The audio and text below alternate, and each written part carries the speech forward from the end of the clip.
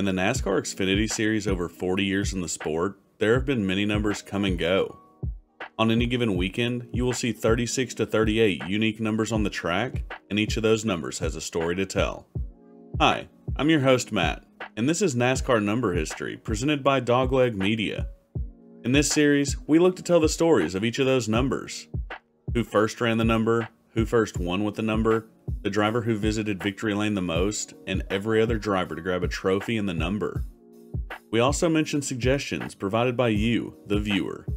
We go in numerical order, and today we look at numbers 20 through 24.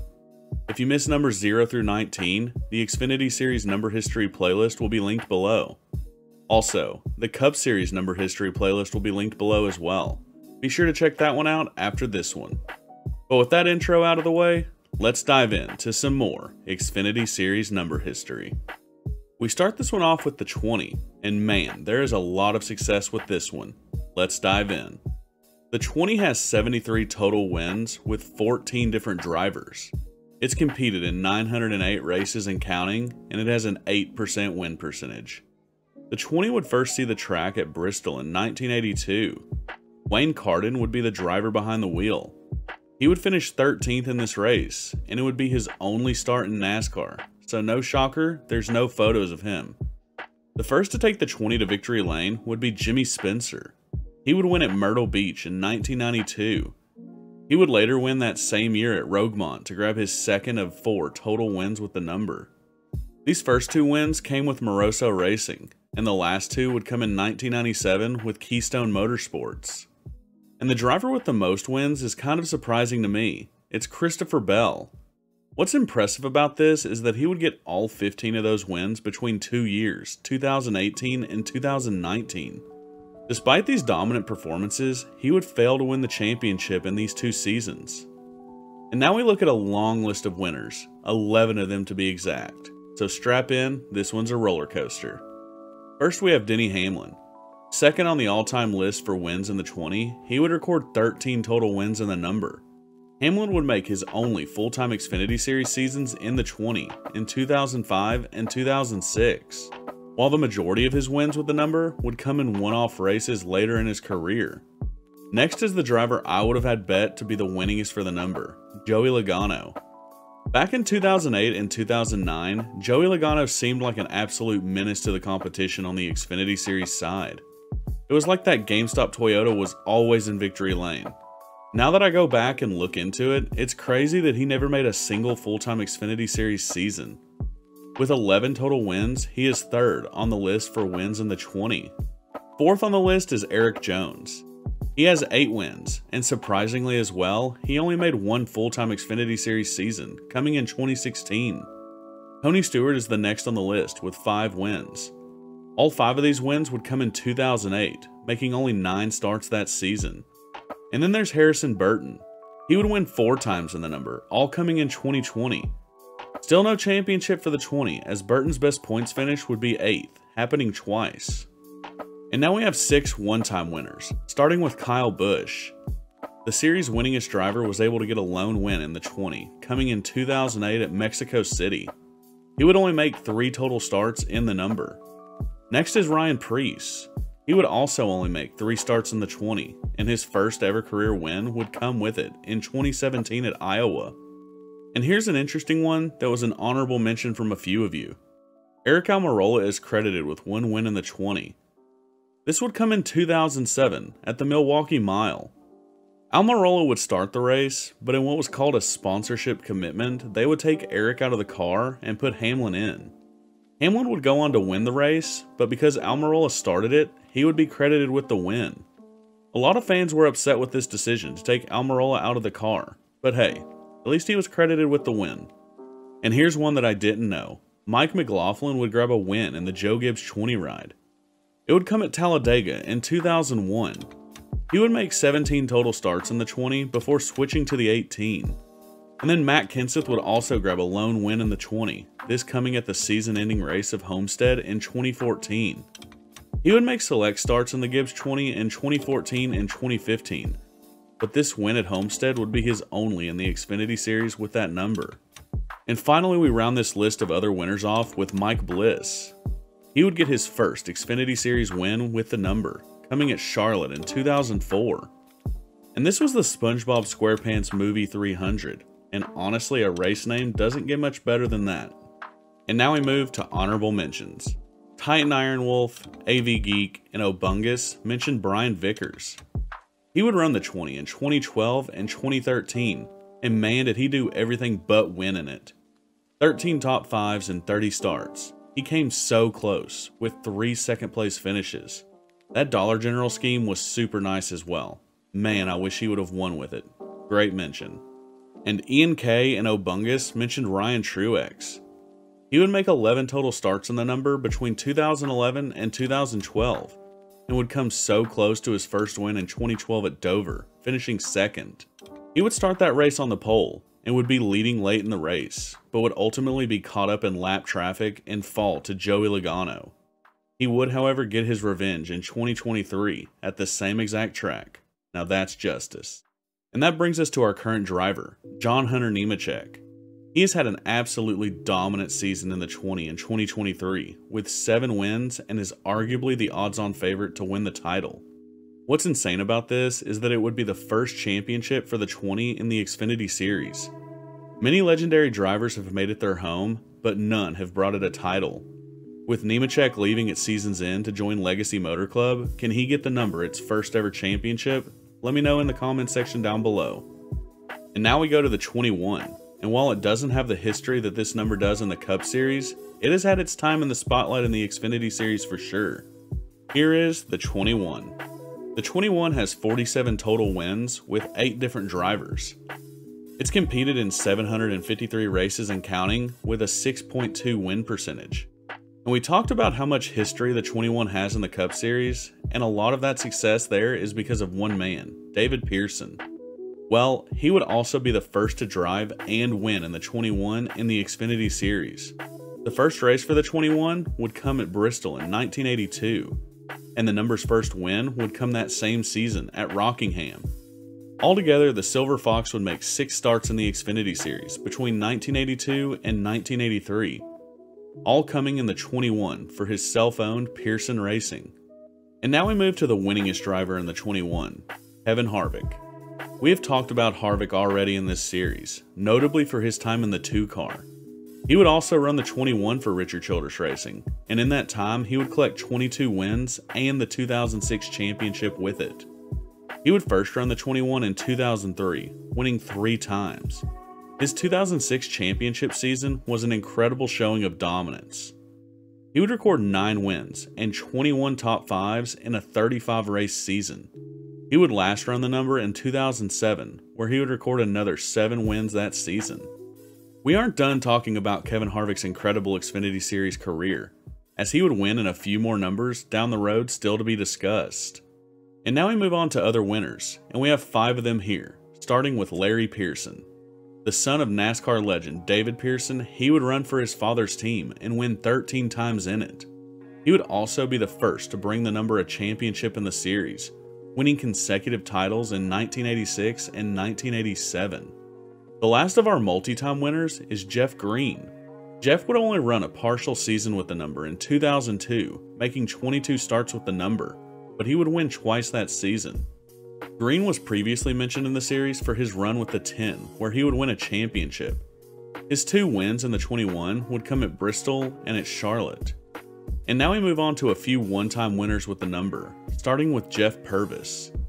Purvis would only make 3 starts in the 21 in 2001 for RCR. His lone win would come at Pikes Peak, and honestly that's a track I definitely need to cover more. Such a cool racetrack in an area that isn't visited by NASCAR. Next on our one-time winners list is Jeff Burton. Making only 9 starts with the 21, he would win at Atlanta in 2006. 3 Jeffs in a row. Kind of wild, honestly. And finally we have Michael Waltrip. Making 46 starts for his own team of Michael Waltrip Racing, he would get his lone win in 1999 at Charlotte. Rest in peace, Michael Waltrip Racing. You had some pretty fire paint schemes in your time. And now we move on to honorable mentions. The Federal Express fan, AV Geek, Titan, and Obungus would mention Clint Bowyer. Bowyer would get his Xfinity Series start in the 21 in 2004, and would record 3 top 5s that season with it.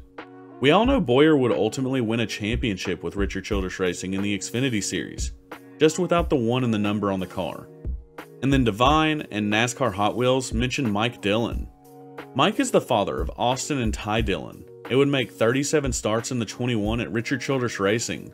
His best finish in that time would be an 8th place at Dover in 2000. And finally, we have our current driver, Austin Hill. Another championship favorite for the 2023 title. Hill has won 6 times in the 21, 4 of those coming in 2023. This has been a breakout season for him, with 15 top 5s through 29 races at the time of this recording. There was a lot of speculation that he would move to the Cup Series in 2024, but recent news confirmed he signed a multi-year deal with Richard Childress Racing to stay in the 21. When do you see him getting his shot in the Cup Series, and will it be with Richard Childress Racing? Man, this episode has been packed with some winning numbers already.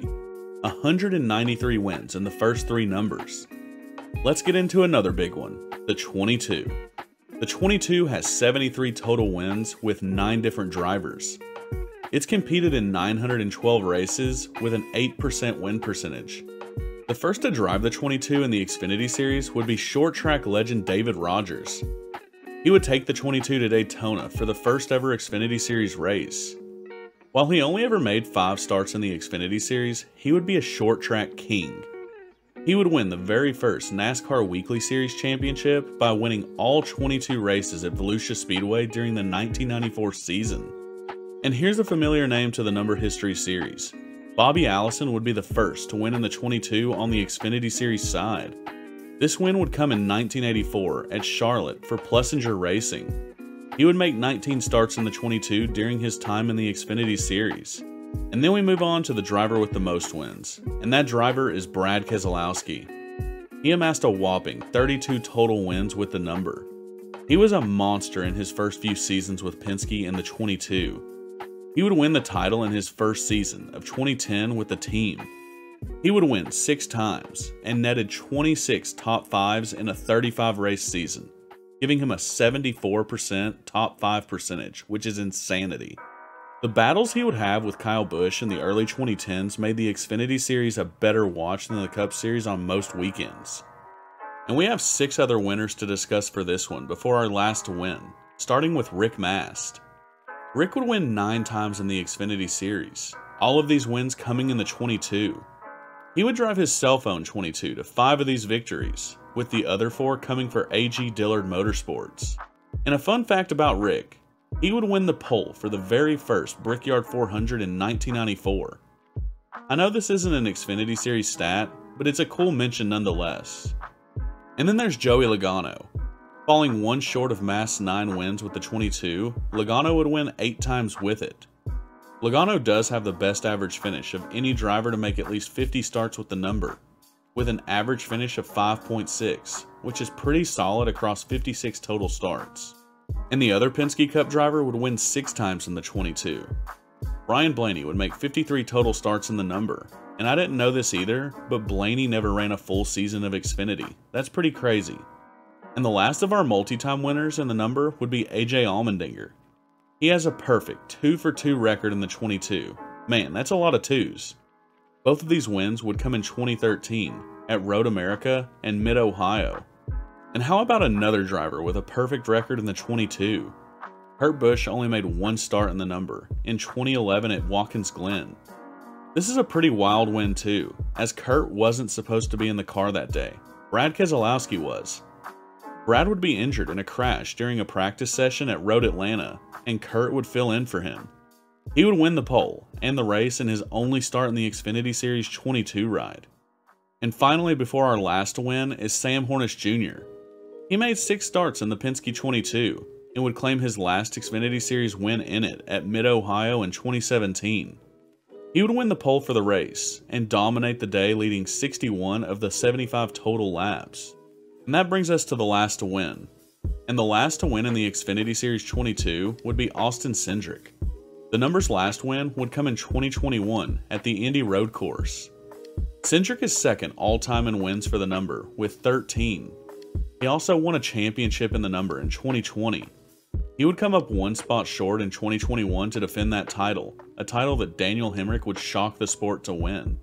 Cindric was a super hot prospect, and backed that up by winning the Daytona 500 in the first race of his rookie season.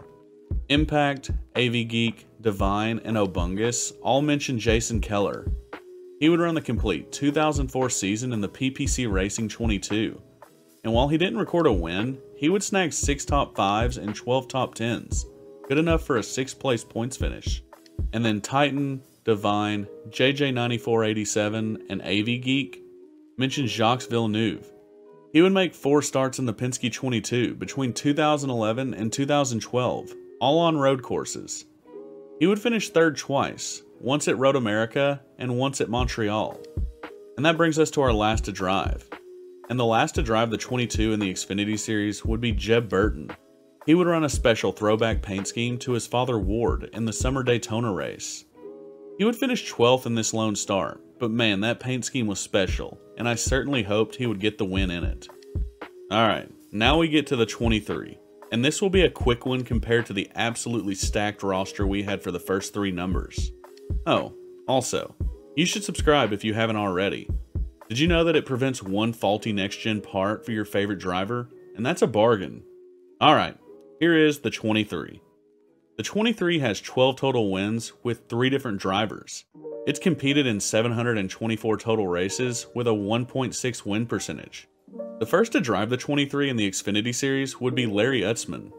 He would take it to Bristol in 1982 and would finish 6th in the number's first go. He made 3 total starts, but there is a great picture of his ride. Thanks for showing up for picture day, Larry. And the first to take the 23 to victory lane in the Xfinity Series would be Chad Little. The number's first win would come in 1995 at Daytona. And 1995 would be a great season for the number and Little, winning 6 total races and finishing 2nd in the points. These 6 wins is good enough for most in the number. He would run the classic John Deere paint scheme in this time with the number, and he would take that to the Cup Series with him as well. And we only have one other winner before we get to the last to win, and it would be Scott Wimmer. Wimmer would come close to tying Little for most wins, as he would record 5 total with the number. He would win 4 of these 5 in 2002, finishing an impressive 3rd in the standings. These wins would come for Bill Davis Racing, the same team that he would get his Cup Series start with. And the last time the 23 won in the Xfinity Series would come in 2018 at Talladega. Spencer Gallagher would be the driver, and he would make a last lap pass on Tyler Reddick to grab the surprise win. This is still Gallagher's only win to date. In a wild turn of events, 4 days after the race, he would be indefinitely suspended by NASCAR for violating their substance abuse policy. He would be reinstated later that season, but would run his last NASCAR race at Homestead in 2018 in the Xfinity Series. Gallagher is the son of GMS owner Maury Gallagher, and stepped away from racing to help focus on the business side of the sport. And now on to honorable mentions. Austin, Divine, and NASCAR Steve all mentioned Robert Richardson. Richardson has the most starts of any driver for the 23, beating Scott Wimmer by 1 with 102 starts. While he wouldn't find victory lane, he would lead laps and record a single top 10 for R3 Motorsports. And then we move to the last to drive. The last to drive the 23 in the Xfinity Series would be Anthony Alfredo. Spicy Pasta would run the 23 full-time in 2022 for R Motorsports. He would collect 1 top 5 in that stint, coming at Fontana. With it being absent in 2023, I wonder when this one will come back. Maybe a potential 2311 Xfinity team, perhaps. And we have hit our final number for this installment. And man, this has been a long one for just 5 numbers. Let's wrap this up with the 24. The 24 has 3 total wins with 2 different drivers. It's competed in 592 races and counting with a 0.3 win percentage. And the first to drive the 24 in the Xfinity Series is a very familiar name for NASCAR fans. Dale Jarrett would make his first ever NASCAR start in the 24 at Daytona in 1982. He would finish 10th in this first start, which isn't too shabby. Jarrett would make 21 total starts in the number for Thaxton Racing, never finding victory lane with a best finish of 3rd. And man, this is what I love about this series. I would have never known that Dale Jarrett got his start in the 24, but now I do. Pretty neat. And I'm pretty sure we all saw this coming, but Jeff Gordon was the first to win in the 24 and has the most wins. He holds this title for the Cup and Xfinity Series. The number's first win would come in 1999 at Phoenix. The second win that makes him the winningest would come in 2000 at Homestead.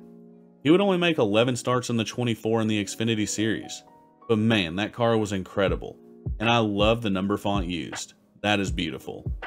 And there have only ever been 2 winners in the 24 for the Xfinity Series, and the last win would come in 2002 at Nashville.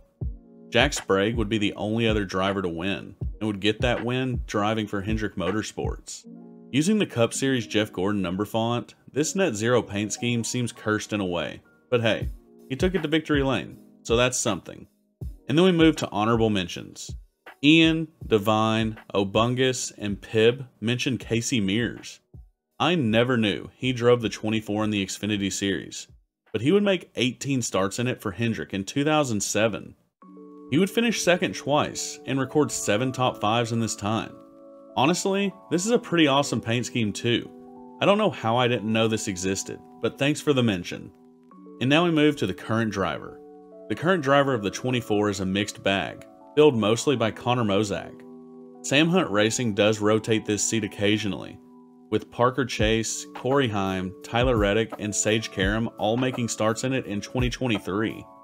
It is insane to think that every single Cup and Xfinity Series win that the 24 has belongs to Hendrick Motorsports. When do you see this number breaking an over 2-decade-long drought? And that'll do it for numbers 20 through 24. 20 through 22 would have been an episode by itself. This one was packed for a 5-number installment. As always, I'm prone to forgetting drivers. Let me know who I may have missed for this one down below. We will be back next time for numbers 25 through 29. If you liked the video, please consider giving it a thumbs up and subscribing. It helps a ton and I definitely appreciate it. And did you know that 73% of my viewers aren't subscribed, but they are returning viewers? If you haven't hit that subscribe button yet, what are you waiting for? And thanks as always to the Dogleg team for all their help. Y'all make the channel and community a much better place. Thanks Dice, Darksy, The Gamer, Christian, Elite, and Chili for all that you do. Be sure to check the community tab of the channel. We do cool little giveaways like autographed merch and diecast, as well as updates and polls for the channel. You definitely don't want to miss it. And we also have a Discord server. Find the invite in the About section of the channel or in the description below to join us over there for even more fun and learning. We have over 160 members and we have great conversations every single day. You do not want to miss this. But that'll do it for us here at Dogleg Media. I'm Matt, your host, and you've been watching NASCAR Number History. I'll see you next time.